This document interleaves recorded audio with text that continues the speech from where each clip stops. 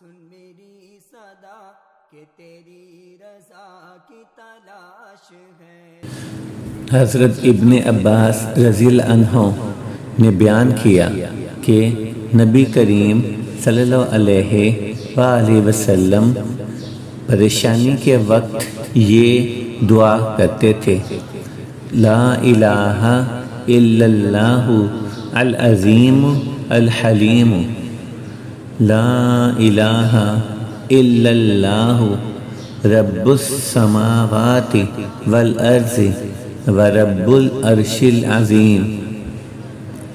اللہ کے سوا کوئی معبود نہیں جو بہت عظمت والا ہے اور بردبار ہے۔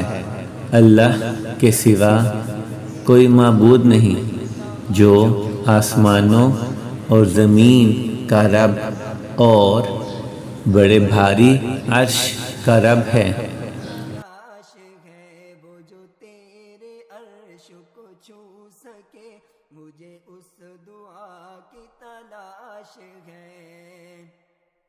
وہ جو نفرتوں سے ہے تر بتر، میرے مولا ختم وہ شام کر۔ وہ جو نفرت Narrated Ibn Abbas رضی اللہ عنہ, the Prophet sallallahu alaihi wasallam used to invoke Allah at the time of distress, saying, La ilaha illallah al-azim al-halim, La ilaha illallah rabbus samawati wal-arzi ورب العرش العظیم۔